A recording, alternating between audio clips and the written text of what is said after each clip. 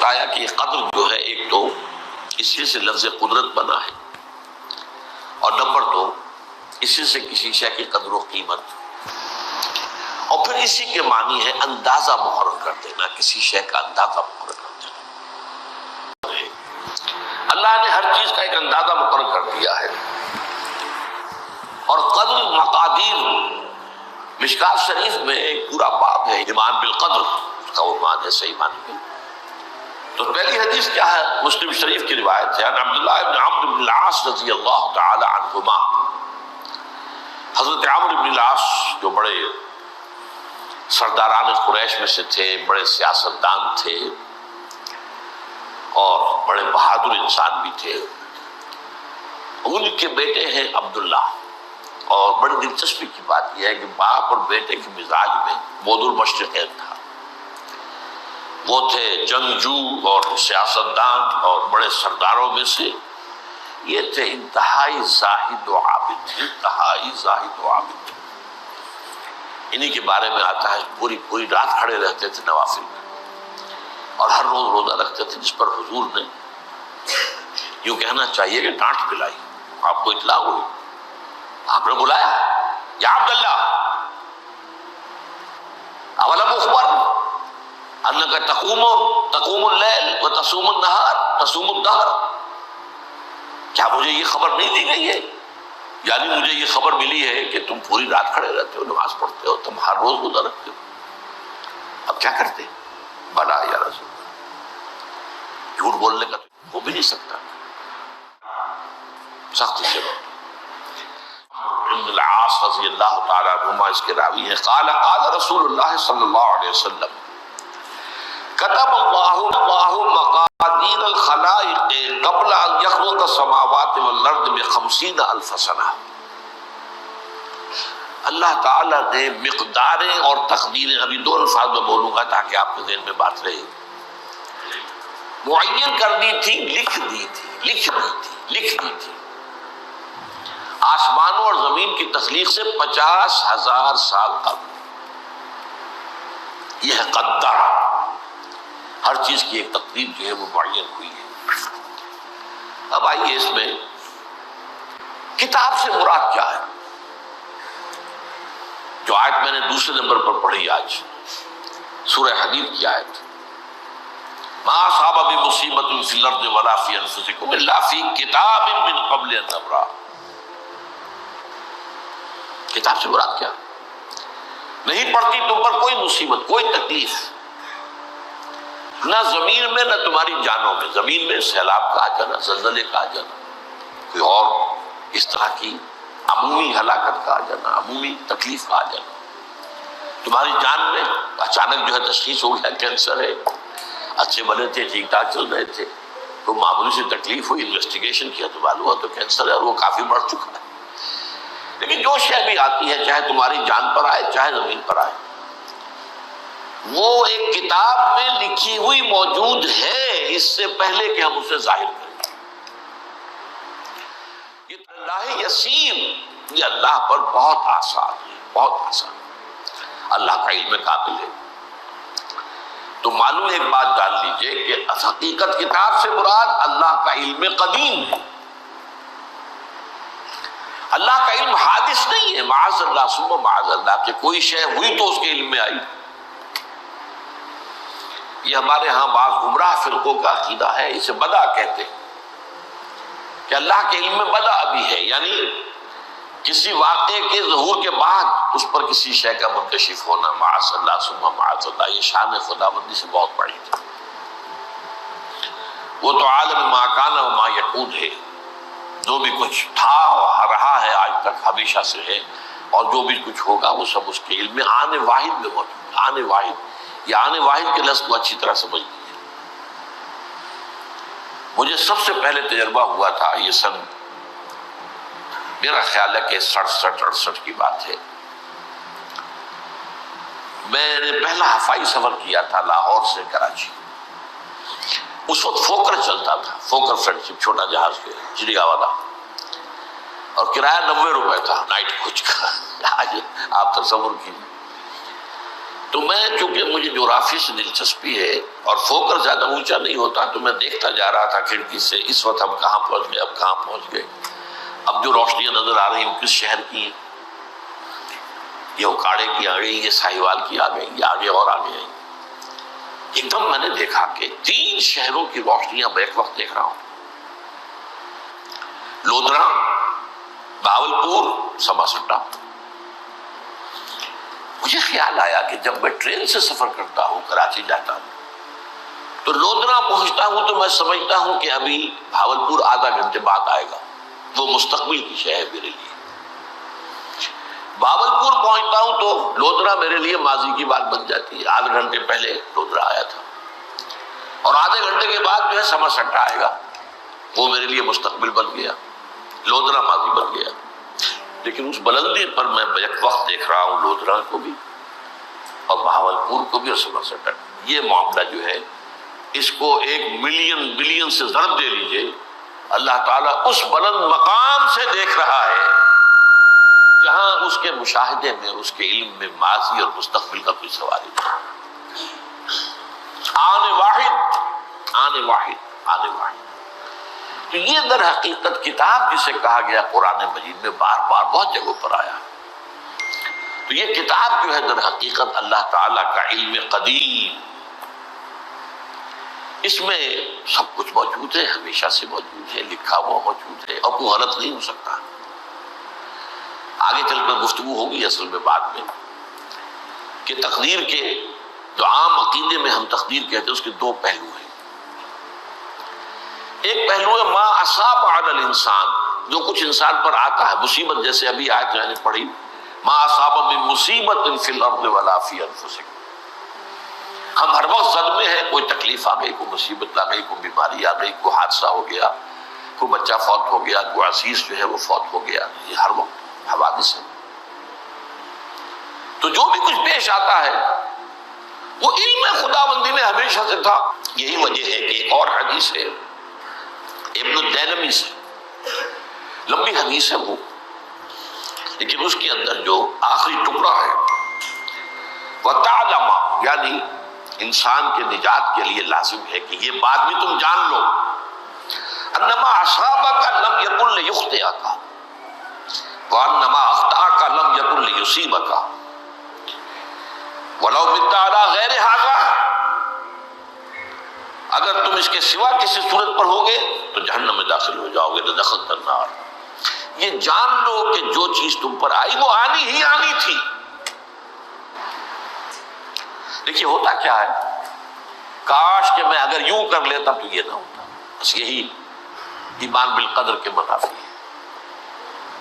جو ہوا ہے وہ اللہ تعالیٰ کے ہاں تو پہلے سے طے تھا، ہونا ہی تھا۔ تمہاری کوئی تدبیر، کاش کہ میں اس وقت یہ کر دیتا، یہ لو، اسی لیے ایک حدیث میں الفاظ آئے ہیں ان کلمۃ اللو تفتح عمل الشیطان، اس لو سے، کاش، اس سے شیطانی عمل شروع ہو جاتا، کاش کہ یہ ہو جاتا، کاش میں یہ نہ کرتا، کاش کہ ہو جاتا، تو یہ نہیں۔ تعلم انما اصابک لم یکن لیخطئک، تو جان لے اس بات کو کہ جو چیز تم پر آئی ہے وہ ہرگز ٹلنے والی نہیں تھی۔ کوئی تدبیر تم کر لیتے، کوئی کسی وقت کوئی ہیلا کر لیتے، کوئی تم قدم اٹھا لیتے، کچھ بھی کر لیتے، وہ تو آنی ہی آنی تھی۔ وما انما اخطاک، جو چیز تم سے چھوٹ گئی، رہ گئی، نہیں ملی۔ ایک ویکنسی ایڈورٹائز ہوئی تھی، آپ نے بھی درخواست دی تھی، آپ کو نہیں ملی، اب آپ کہو کاش کہ میں نے فلاں سے سفارش کرا لی ہوتی، بس گئے۔ تو جو چیز چھوٹ گئی ہے چھوٹ جانی ہی تھی، اس میں قطعاً جو ہے کوئی شکل، کوئی تدبیر، کوئی سفارش، کسی طرح کا کوئی بھی ہیلا، کوئی جو ہے اس پہ کارگر نہیں ہو سکتا تھا۔ لم یکن لیصیبک وبت علی غیر ذلک، اگر تو اس کے سوا کسی کیفیت پر تیری موت واقع ہوئی، اگر یہ یقین نہیں ہے، یہ ہے تقدیر کا وہ مفہوم کہ جس کا تعلق ہے علی ما اصاب الانسان، جو انسان کے اوپر وارد ہو رہا ہے، اس کے ضمن میں تقدیر کا مفہوم کیا ہے کہ جو ہوا ہے وہ تو ہونا ہی تھا۔ اس میں تو کسی شک و شبے کی گنجائش نہیں، بالکل اللہ تعالیٰ کا فیصلہ ہے۔ البتہ در حقیقت ایک دوسرا پہلو ہے، ما یفعل الانسان، وہ جو انسان کرتا ہے۔ یہاں آ کر یہ تقدیر کا مسئلہ بہت ٹیڑھا ہو جاتا ہے۔ آیا میرے اندر کوئی اختیار بھی ہے کہ نہیں؟ Do I have any free choice؟ یہ ہر شخص پہلے سے طے ہے۔ تقدیر کا ایک عام مفہوم یہ ہے، اور اس مفہوم میں بھی بعض روایات بھی ہیں جو اس کی تائید کرتی ہیں کہ ہر چیز پہلے سے طے ہے، لکھی ہوئی۔ اور یہ جو حدیث ہم نے ابھی پڑھی ہے، یہ گویا کہ اس کی ایک مثال ہے کہ وہ جو لکھ دیا گیا تھا، فرشتے نے لکھ دیا تھا، رحم مادر میں لکھ دیا تھا، شقی و سعید، یہ بدبخت ہے یا سعادت مند ہے۔ تو ایک شخص پوری عمر نیکی کے کام کرتا رہا، آخری وقت میں آ کر کوئی ایسا حادثہ پیش آ گیا کہ وہ اہل جہنم کے سے کام شروع کر دی اور جہنمی ہو گیا۔ یا ایک شخص ساری عمر جو ہے جہنمیوں کے سے کام کرتا ہے، آخری وقت میں آ کر کوئی ایسی توفیق ملی، کچھ ایسا معاملہ ہو گیا، توبہ کر لی اور اس نے جو ہے اہل جنت کے سے اعمال شروع کرنے کی ضرورت ہوگی۔ تو یہ جو ہے علامہ اصحابک کا علیحدہ بات ہے، اور علامہ یفعل الانسان، انسان کیا کرتا ہے، اس میں اس کی قدرت کتنی ہے۔ اور یہ ہمارے ہاں فلسفے کا بڑا مشکل موضوع ہے، اسی کا نام ہے جبر و قدر۔ ہمارے اسلاف میں بھی کچھ لوگ ایسے ہیں متکلمین میں سے، لیکن ہمارے ہاں ایک وہ لوگ ہیں کہ جو اس پر قناعت کرتے ہیں کہ جو اللہ نے کہہ دیا اور رسول نے کہہ دیا، اس سے آگے ہم مین میخ نہیں نکالیں گے، وہ محفوظ راستے پر ہوتے ہیں۔ لیکن بہرحال انسان کو اللہ نے ایک عقل بھی دی ہے، اور یہ عقل سوالات اٹھاتی ہے،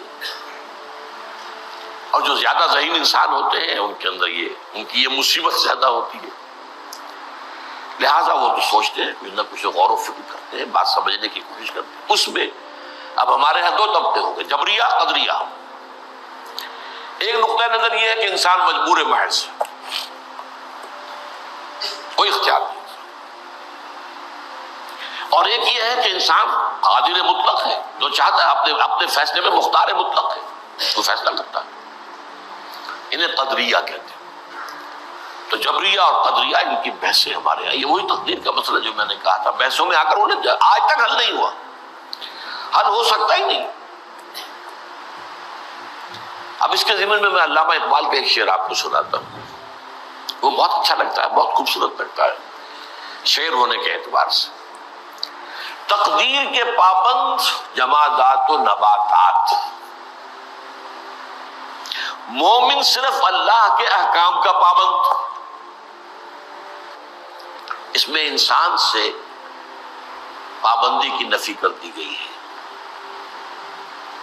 وہ صرف پابند ہے اللہ کے احکام کا۔ نتیجے کے اعتبار سے تو جو یہ شعر کہہ رہا ہے جو بات وہ صحیح ہے، پابندی اصل جو ہے وہ اللہ کے احکام کی ہے، لیکن یہ کہ تقدیر کی پابندی سے انسان بھی پوری طرح آزاد نہیں ہے۔ یہ سمجھ لینا کہ یہ جمادات و نباتات ہی کا معاملہ، یہ غلط ہے، یہ مبالغہ ہے۔ ظاہر بات ہے کہ شاعر جو ہے، شاعر مبالغے سے بچ نہیں سکتا، چاہے وہ علامہ اقبال ہو، کوئی بھی ہو۔ تو اسی لیے سورہ شعراء کے اندر جو عام شعراء کی جو صفات بیان ہوئی ہیں وہ آپ کے ذہن میں آ گئی ہوگی۔ مبالغہ کرتے ہیں، فی کل واد یہیمون انہم یقولون ما لا یفعلون، وہ کہتے بھی وہ کچھ ہے جو کرتے نہیں ہیں، اور یہ بات تو علامہ اقبال پر بھی چشمہ ہوتی ہے۔ بہرحال یہ شعر ذرا پھر نوٹ کیجئے، تقدیر کے پابند جمادات و نباتات، مومن صرف اللہ کے احکام کا، کوئی بات صحیح نہیں۔ انسان بہت سے اعتبارات سے مجبور ہے۔ سب سے پہلے جو ہے انسان کے اندر ایک تقدیر نوعی ہے، نوع انسان۔ چھوٹی سی چڑیا اڑتی پھرتی ہے، انسان نہیں اڑ سکتا، آپ نے ٹھیک ہے مشین ایجاد کر دی، جہاز ایجاد کر لیا، آپ دوڑ رہے ہیں 500 آدمی اور سینکڑوں من سامان لے کر جو ہے وہ جا رہا ہے، 747 ہو یا 757 ہو، یہ کر لیا ٹھیک ہے، خود نہیں اڑ سکتے، اب کیا کریں گے آپ؟ یہ تقدیر نوعی ہے، اسپیشیز، ہر اسپیشیز کے لیے اللہ نے ایک اندازہ مقرر کر دیا ہے، اس اندازے ہی میں رہے گا، اس سے باہر نہیں جا سکتا۔ پھر ایک تقدیر شخصی ہے۔ اب دیکھیے تقدیر شخصی کیا ہے؟ بعض اوصاف و صفات ہمیں وراثتاً ملتے ہیں، we have no choice۔ پہلے بھی یہ بات مانی جاتی تھی، آج جو ہے ذرا سائنٹیفک انداز میں ہم کہتے ہیں جینز میں چلا آ رہا ہے، وہ جینز کو بدل سکتا ہے؟ جو جینز بھی آپ کو ملے اپنے والدین کی طرف سے، وہ آپ کی شخصیت کا ظاہر بات ہے کہ فیصلہ کن طرز پر اس کو ڈال دیتے، جینز ہے، پابندی ہے۔ نمبر 2 یہ کہ خاص طور پر جو گھر کا ابتدائی ماحول ہوتا ہے، ماں کی گود اور ابتدائی گہوارہ گھر کا، اس کے جو اثرات مرتسم ہو جاتے ہیں شخصیت کے اوپر، وہ بھی بڑے مستقل ہوتے ہیں، پختہ ہوتے ہیں۔ ان دونوں چیزوں کو ضرب دے لیجئے، hereditary factors multiplied by environmental factors, اس سے مل کر ایک شے تیار ہوتی ہے جس کو قرآن کہتا ہے شاکلہ۔ قل کل یعمل علی شاکلتہ فربکم اعلم بمن هو اہدی سبیلا، سورہ بنی اسرائیل۔ شاکلہ کسے کہتے ہیں؟ شاکلہ، شکل دینے والی شے۔ آپ کو لوہا ڈھالنا ہے، کوئی خاص پرزہ بنانا ہے، اس کا پہلے سانچہ بناتے ہیں ہم، لوہے کو پگھلا کے اس میں ڈالیں گے تو جیسا سانچہ ہوگا ویسا ہی لوہا جو ہے وہ شکل اختیار کرے، اسے شاکلہ کہتے ہیں۔ یہ شاکلہ جو ہے ہر انسان کا، اس سے باہر انسان نہیں جا سکتا، اس کے اندر سٹرگل ہوگی، اس کے اندر اس کی جد و جہد ہوگی، لیکن اس کا یہ مطلب نہیں ہے کہ اس کا کوئی فری چوائس نہیں۔ فری چوائس ہے، لیکن وہ فری چوائس انہی حدود کے اندر کام کرے گا، اس سے باہر نہیں۔ اس بات کو مختلف احادیث میں حضور نے بہت خوبصورتی سے بیان کیا۔ ایک حدیث بڑی اہم ہے، بڑی اہم ہے، الناس کالمعادن، انسانوں کی مثال بھی معدنیات کیسی ہے؟ اب سونے کی معدنیات میں سے سونے کی جو اور ہے، اب پتہ نہیں اردو میں مجھے معلوم نہیں اور کا ترجمہ کیا کرتے ہیں عام طور پر، لیکن جانتے ہیں اور وہ کچی دھات جس سے کو صاف کر دیتے ہیں